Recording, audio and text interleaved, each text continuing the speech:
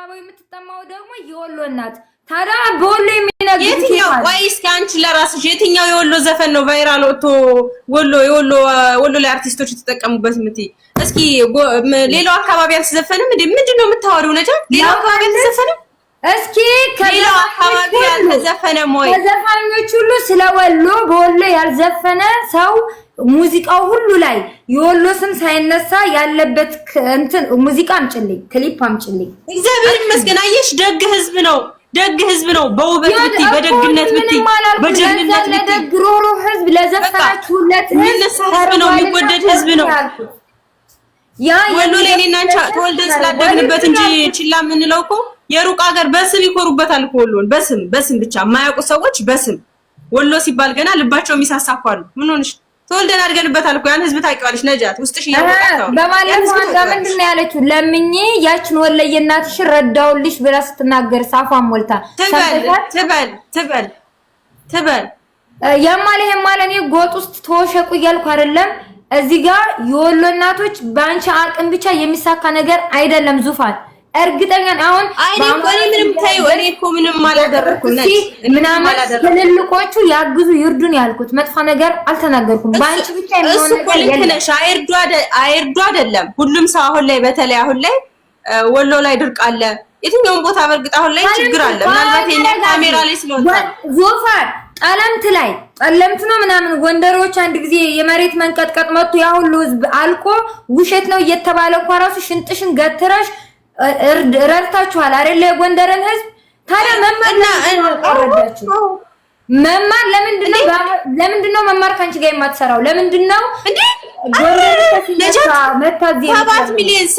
ሰባት ሚሊዮን ብር እንዴ ካሜራ ላይ ተቀምጦ መለመን ቀላል እንዳይመስልሽ። እንደ ጌም አይደለም። እግዚአብሔር 7 ሚሊዮን ብር ተሰበሰብነው ለቡግና አላወቀችም። አልነገራት አልነገርኳትኝም። ሲጀመር አላወቀችም። እኔም በቅርብ ነው ታውቀሽ አይተሻል ያዩኋቸው። አሳውቋት እኮ መማር ለርዳታ ወደ ኋላ አትልም። ማርያምን ማንንም መጥቶ ይዘልፋታል፣ ማንንም መጥቶ ይናገራታል። ወደ ኋላ አትልም ለርዳታ። እመቤቴ እኔ ኮራባታለሁ።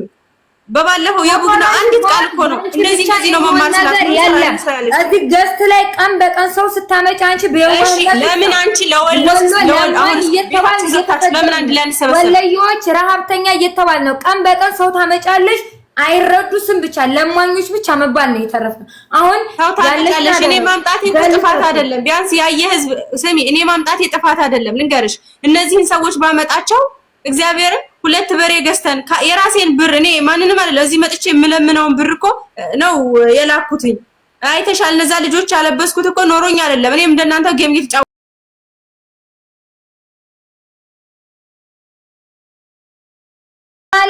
በወሎ የሚነግዱ ሰዎች ሁሉ ለወሎ እናት መርዳት አለባቸው። ዙፋን ባንቺ ብቻ የሚሆን ነገር አይደለም። እሺ ቆይ ልክ ነሽ እኮ እሺ ትክክል ነሽ። ግን ወሎን አንቺ በራስሽ ቆይ ሰሜን ጋርሽ አይደለም የአማራ እናት ወሎ እናት ራያ ቆቦ ላይ ሂጂ። የአማራ ገበሬ መሬት ላይ ነው የአብይ ወታደሮች ጽድት ያለ ቤት ሰርተው የአማራን ገበሬ በሬ እያረዱ የሚበሉትኝ።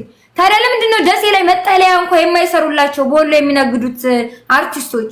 ለምን አንድ ላይ ቁጭ ብለን ሰው አልጠራንም? ለምን እኛ ጌመሮች የወሎ ልጆች እኮ እውነት ከተባለ ስለ ወሎ ካወራሽ የወሎ ልጆች እኮ ብዙ ቫይራል ያለን ብዙ እይታ ያለን ወይ ደግሞ ብዙ ፎሎወር ያለን አብዛኞቹ የወሎ ልጆች ነው መጥቀስ ይቻላል።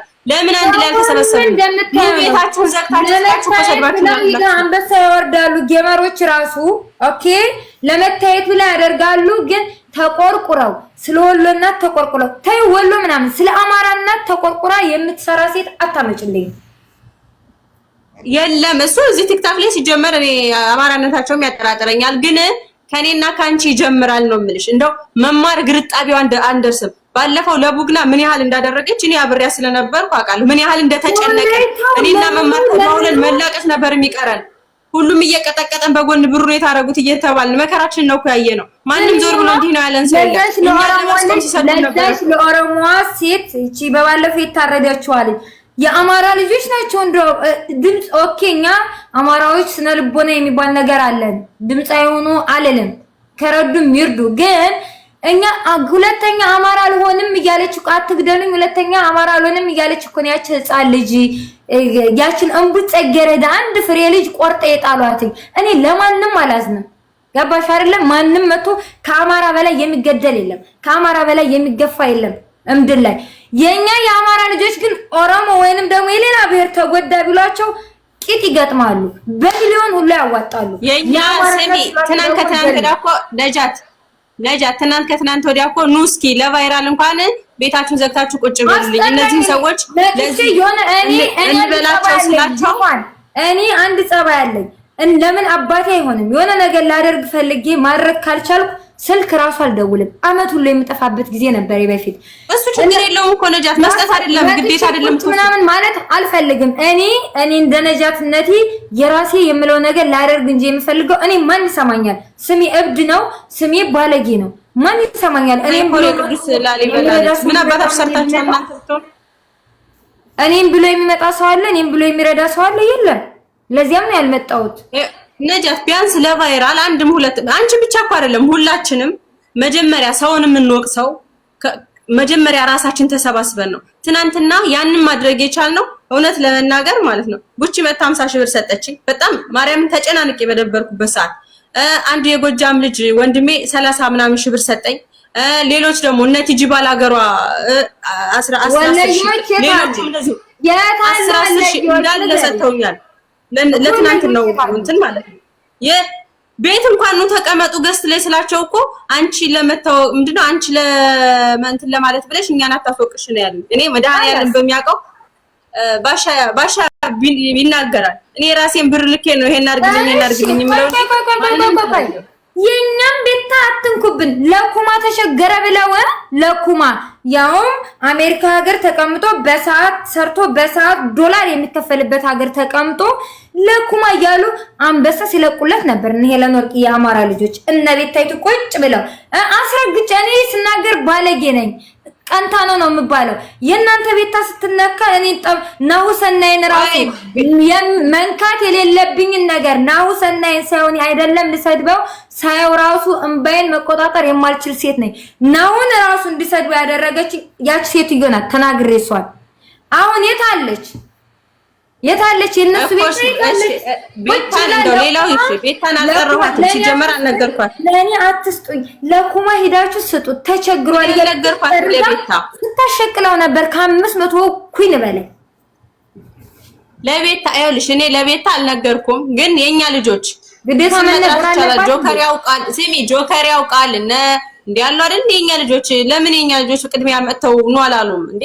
ባለቤት ሲረዳ እኮ ነው ጎረቤት ለዛ እኮ ነው ወለዮች አቋም የለንም የምልሽ። ለዚያ ነው ዙፋን እኛ ራሳችን አንኖርም ለራሳችን አንኖርም ለሰው ነው ለቡግናው ቢሆን ለቡግና ስንሰበስብ እኮ በዙ ገና ኤክስቼንጅ እንዴት እንደሚከዳ አንቺም ታውቂዋለሽ። ሁሉንም ባንዴ ማድረግ አይቻልም። እሱን 23 ሺህ ሪያል እስከማወጣ እኮ ዙፋን በላችሁ ብለው የኛው የራሳችን ልጆች ሲሰድቡኝ ነበረ። መማርና እኔን ማለት ነው ያን ሁሉ መከራ እኔና መማር እየተደዋወል ይሄን በዚህ እናድርገው ላለመወቀስ ራሳችንን በጣም እንትን ብለን ነበረ ስንሰራ የነበረው። ለምን መጀመሪያ ሰው ላይ ጣትን ከመቀሰር ራስ ላይ የኛ ልጆች ስብስብ ብለን አግዙኝ ብንል ማንንም ሰው ወደ ኋላ አይልም። እኛ ተሰብስበን ቤታ ብንጠራት እምቢ አትልም። እኔ ቤታ እግዚአብሔርን አንድም ቀን እዚህ ቦታ ላይ ቤታ ነይ ብያት እምቢ ብላኝ አታውቅም። እኔ እውነቱን ነው የምናገር።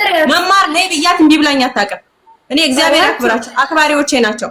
ግን የኛ ልጆች ነው ቅድሚያ የጠራሁት። የኛ ልጆች እስኪ እነዚህ ልጆች ለፋሲካ ለበዓል እናውላቸው። ተደውለን አውርቼሻለሁ አላንቺም? እኔም ያን ያህል ብር ኖሮኝ አይደለም ለአባቴ የምልከውን ብር ነው አብዱዬ ለነዚህ እነዚህኞቹ አባቶቼ ናቸው ብዬ ጌም ከምጫወተው ብር ላይ ነው የሰጠሁት። ግን መጀመሪያ የኛ ልጆች ተስፋ ሲያስቆርጡኝ ለማንም አልተናገርኩም፣ ዝም አልኩኝ። ማውራትም አልፈልግም። የፈለገ ይርዳቸው ያልፈለገ ለህልናዬ ብዬ ነው ያለኝን አድርጌያለሁ። ከዚህ በኋላ ደግሞ መዳን ሲሆን ቁጭ ብላ መብላትማ ትበያለሽ ቁጭ ብለሽ እየለፈለፍሽ አለች ደንቆሮ መሀይም እንደማንኛውም ሴት። እኔ አሁን ጌመር ነኝ።